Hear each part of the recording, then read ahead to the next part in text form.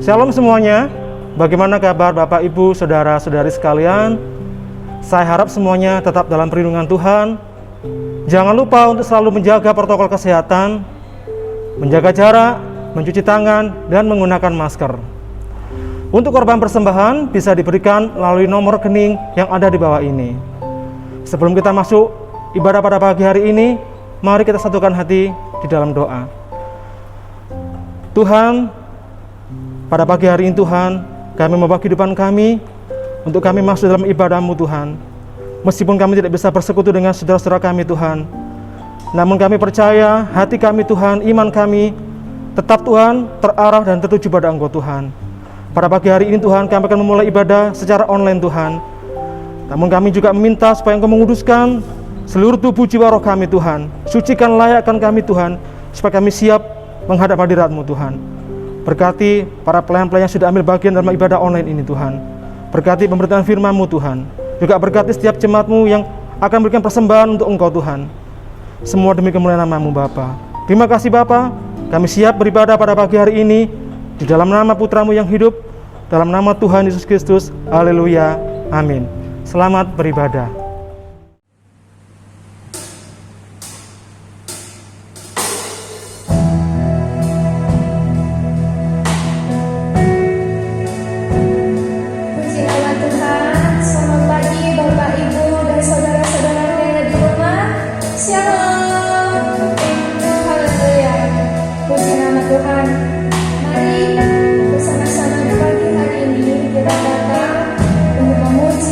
Memuliakan Tuhan.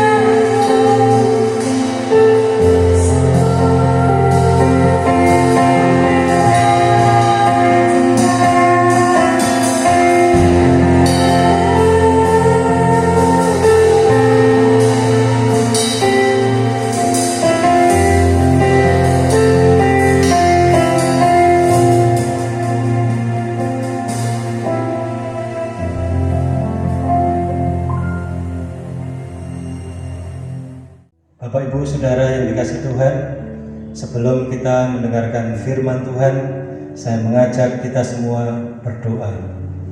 Hati kami penuh dengan ucapan syukur kepadamu Tuhan, jikalau kesempatan pagi ini Tuhan masih mengizinkan kami untuk kami beribadah.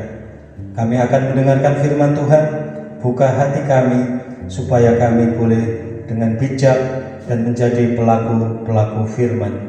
Hanya di dalam nama Tuhan Yesus Kristus kami berdoa. Haleluya. Amin.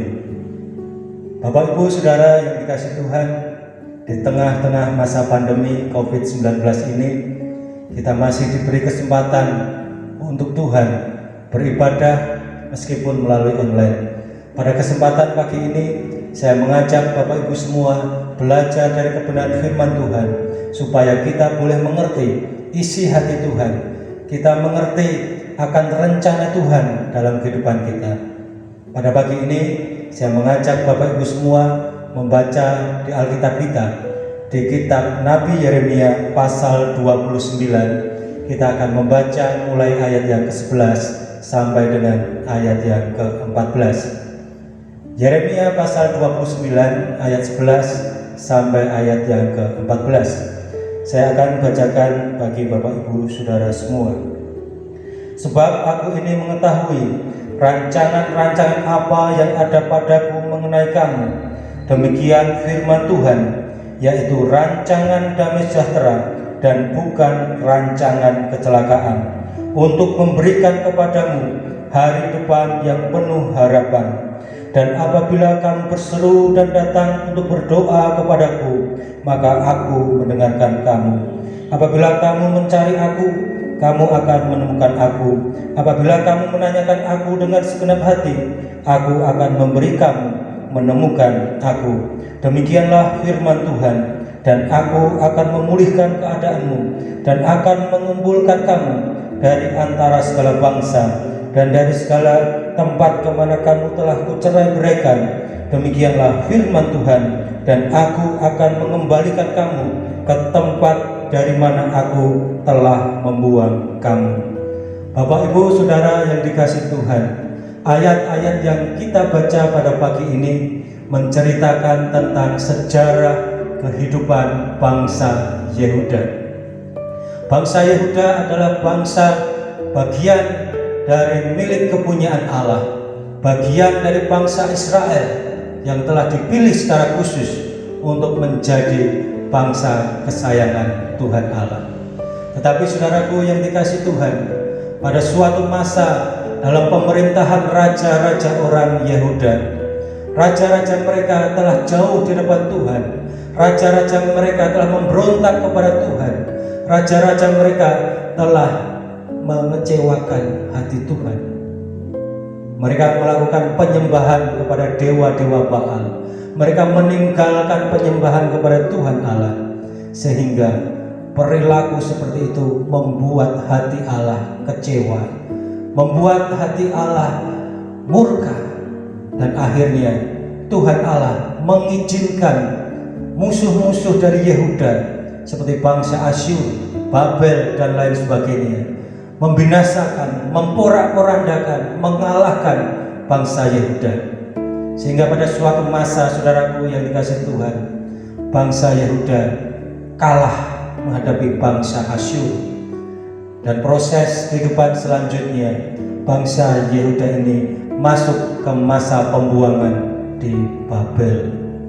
Saudaraku, sebagai bangsa yang menjadi budak, yang diperbudak oleh Babel, di mana mereka menghadapi berbagai macam penderitaan, menghadapi masa-masa yang sulit, menghadapi situasi yang berbeda ketika mereka menjadi bangsa yang merdeka, menjadi bangsa milik kepunyaan Allah. Tentunya penderitaan ini membuat bangsa itu menjadi sadar bahwa hubungannya sudah jauh di depan Tuhan. Hubungan yang jauh itu membuat resiko mereka hidup menderita. Oleh sebab itu, saudaraku yang dikasihi Tuhan, beberapa orang di antara orang-orang Yehuda yang kemudian mulai sadar dan akhirnya membawa seluruh bangsa itu kembali kepada Tuhan Allah yang hidup. Mereka mengingat kejayaan bangsa itu. Mereka mengingat betapa besarnya kasih Allah kepada bangsa mereka, sehingga mereka punya inisiatif untuk mencari Tuhan, kembali kepada Tuhan, kembali menyembah Tuhan Allah yang hidup. Saudaraku yang dikasihi Tuhan, ketika Tuhan Allah mendengar segala doa mereka, maka Tuhan Allah mengutus Nabi Yeremia untuk menyampaikan isi hati Tuhan, bahwasanya Tuhan yang mereka sembah, Tuhan Allah yang telah memilih mereka adalah Allah yang baik, Allah yang tidak pernah meninggalkan, Allah yang senantiasa memberikan rancangan-rancangan yang penuh dengan damai sejahtera, dan tidak ada satupun rancangan dan rencana Tuhan yang buruk dalam kehidupan orang-orang yang percaya kepadanya. Meskipun pada saat itu mereka menghadapi masa-masa yang sulit, kabar sukacita ini disampaikan oleh Yeremia, bahwasanya ketika mereka bertobat, mereka kembali kepada Tuhan, mereka mencari Tuhan, maka pemulihan demi pemulihan akan terjadi. Ada proses yang harus dilewati, ada proses yang harus dikerjakan oleh bangsa Yehuda. Ayat yang ke-12, saudaraku, kita akan baca, kita akan perhatikan. Dan apabila kamu berseru dan datang untuk berdoa kepadaku, maka aku mendengarkan kamu. Tuhan berjanji, ketika orang-orang Yehuda berdoa, orang-orang Yehuda berseru kepada Tuhan, maka setiap doa, setiap seruan orang-orang Yehuda itu akan didengarkan oleh Tuhan. Saudaraku yang dikasihi Tuhan, proses berikutnya yang harus dilalui, yang harus dikerjakan oleh orang-orang Yehuda pada ayat yang ke-13. Apabila kamu mencari aku, kamu akan menemukan aku. Apabila kamu menanyakan aku dengan segenap hati, aku akan memberi kamu menemukan aku. Janji Tuhan yang berikutnya, apabila orang-orang Yehuda itu mencari Tuhan, maka Tuhan akan menemui orang-orang Yehuda. Dan apabila mereka menanyakan Tuhan, maka Tuhan pun akan menampakkan diri, akan menyertai mereka. Janji yang luar biasa, janji yang dahsyat, bahwasanya Tuhan tidak pernah ingkar janji. Dan ketika proses bagian yang diminta Tuhan itu dikerjakan oleh orang-orang Yehuda, maka janji Tuhan akan memulihkan bangsa itu dari yang tercerai-berai, dari yang porak-poranda, dari yang menderita. Tuhan akan mengumpulkan dari segala penjuru bumi. Tuhan akan memulihkan bangsa Yehuda seperti sedia kala. Tuhan akan memulihkan setiap orang-orang yang ada, yang bergabung, yang hidup dalam masyarakat Yehuda, satu persatu, individu demi individu. Dan itu janji Tuhan pasti digenapi. Saudaraku yang dikasihi Tuhan, betapa besarnya kasih Tuhan dalam kehidupan orang-orang Yehuda. Janjinya iya dan amin. Dan pada proses waktu berikutnya, selama masa 70 tahun masa pembuangan di Babel itu selesai, Alkitab mencatat, sejarah dunia pun mencatat bahwa sesungguhnya Yehuda yang porak-poranda itu, Yehuda yang terbuang, dipulihkan oleh Tuhan Allah. Janji yang ditepati.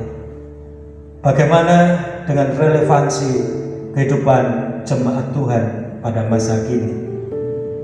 Bapak, Ibu, Saudara yang dikasihi Tuhan, ketika kita melihat situasi kehidupan masyarakat kita, kehidupan kita secara khusus di Indonesia, selama kurang lebih 1,5 tahun kita mengalami pandemi COVID-19, dan banyak para ahli juga belum bisa memastikan kapan pandemi ini akan berakhir.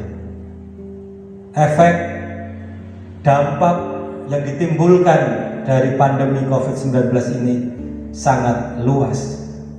Dari segi ekonomi bangsa kita mau tidak mau mengalami kemerosotan. Operasional pasar saham mengalami kemerosotan. Perusahaan-perusahaan, pabrik-pabrik sulit menghadapi tuntutan operasional yang tinggi. Saudaraku yang dikasihi Tuhan, ketika kita mendengarkan firman Tuhan pada pagi ini, janji Tuhan kepada Yehuda itu juga akan diberikan kepada kita, bahwasanya Tuhan merencanakan, Tuhan merancangkan damai sejahtera bagi saya dan saudara. Tuhan merancangkan damai sejahtera bagi kota Mojokerto. Tuhan merancangkan damai sejahtera bagi Indonesia. Dan tidak sekalipun Tuhan merancangkan kecelakaan bagi kita semua. Dan jika pada hari-hari ini kita merasa ada dosa, ada pelanggaran di hadapan Tuhan, maka Tuhan juga akan berkata, apabila engkau berseru di dalam doa, maka Tuhan akan mendengarkan. Apabila engkau mencari Tuhan, maka Tuhan akan menampakkan wajah-Nya. Apabila kita terus mendekati Tuhan, maka Tuhan juga akan semakin dekat dan menyertai kita. Oleh sebab itu, Bapak Ibu Saudara yang dikasihi Tuhan, ketika kita melewati masa-masa yang sulit, baik dalam kehidupan perekonomian, dalam kehidupan rumah tangga, dalam kehidupan bergereja, mari datang kepada Tuhan. Kita akan menemukan rancangan Tuhan dalam setiap kehidupan kita. Saya akan mengajak Bapak Ibu Saudara meresponi kebenaran firman Tuhan pada pagi ini, dan biarlah kita yang sudah mendengar kebenaran firman Tuhan, kita akan bersama-sama tutup dalam doa supaya kita boleh menjadi pelaku-pelaku firman Tuhan. Saya mengajak Bapak Ibu semua bangkit berdiri dan kita berdoa. Hamba-Mu telah selesai menyampaikan kebenaran firman Tuhan.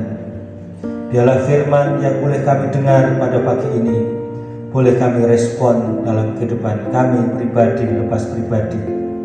Kami percaya Tuhan bahwa rancangan Tuhan adalah rancangan damai sejahtera, bukan rancangan kecelakaan. Oleh sebab itu kami percaya di tengah masa yang sulit seperti ini, Engkau menyediakan masa depan yang cerah dan penuh harapan bagi kami. Kami percaya Tuhan akan memulihkan kondisi kami, Tuhan memulihkan kota kami, Tuhan memulihkan bangsa kami. Di dalam nama Tuhan Yesus Kristus kami mengucap syukur dan berdoa. Haleluya. Amin.